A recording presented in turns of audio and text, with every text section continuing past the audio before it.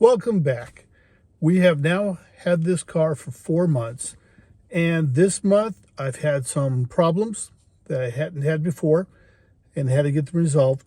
And I've also had some revelations that I hadn't had before. So I'll have some new things for you this month. But to start with, I'm going to tell you about my expenses. So far, in the 4 months I've had this car, I've gone 4,700 miles, which of course includes a trip down to Florida and back. And in that time, between charging at home and charging on the Electrify America system, I have paid a grand total of $145 for the charging I've done. That, for me, normally would be 3 tankfuls of gas. So I have saved a lot of money in getting from place to place by driving this car. And it's a tremendously luxurious car. Problems I've had. We start with that. I already told you last time we talked after my trip about the little plastic piece that didn't work. I took it to the dealership. They were spot on. They got the piece. They replaced it for me and works fine now. So that was great. But then last Saturday, I was driving a 400-mile trip, and halfway there, my blind spot assist went out on me, as did my lane changing assist went out on me. So I took it back to the dealership. They did a diagnostic on it, discovered that one of the sensors needed to be reset, and they recalibrated it, and it works just fine. So it's just a matter of getting something recalibrated. Fortunately, that has been the only problem I've had.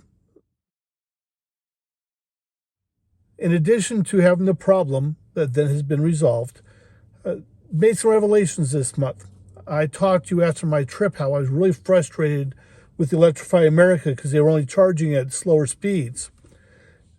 Saturday, when I did my 400-mile trip, I had to charge up. And I noticed when I pulled up that my car told me it only had up to 120 kilowatt charging rate, which meant that no matter how good the Electrify America pump was, I was only going to get about 120 kilowatts. And sure enough, that's what I got. And I realized that in my driving, the car had not realized I was going to a charging station and had not been optimizing the batteries. It had when I first got the car. And so I have yet to go to a charging station since I had that revelation. I will do so next weekend. And I will consciously make sure the navigation is set to an Electrify America charging station and not merely the address that correlates to the charging station. But it felt good to me to know that it's not an Electrify America problem. It's my understanding of how to tell the car to prepare for the charging situation. The other things I've discovered this last month that I hadn't really played with enough was, I've done a video on both, was using the favorites button on the steering wheel, using the favorite motion with my interior assistant, and then using the distance on the cruise control. The car has a method where you can tell it how far you want to stay behind the car in front of you. And I've always had to push the button to change it to figure out how far it was.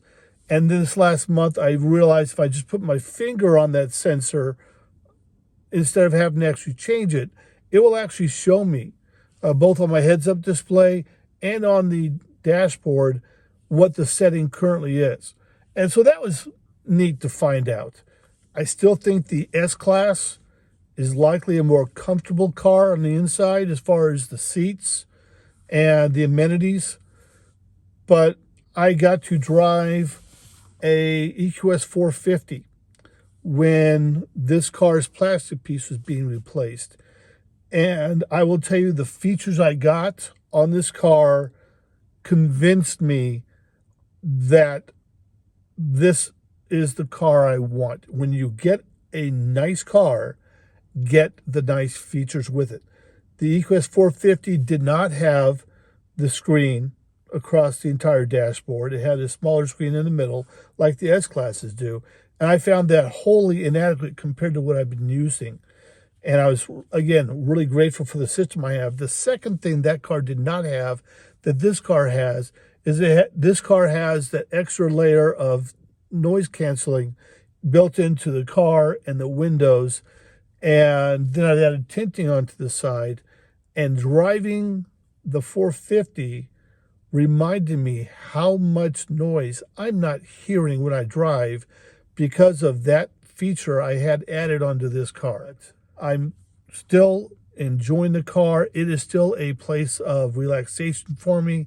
I have discovered the Match 3 game it has in here, and I'll play that for anywhere between 3 minutes and a half an hour, just tinkering with it because it's just nice, relaxing fun.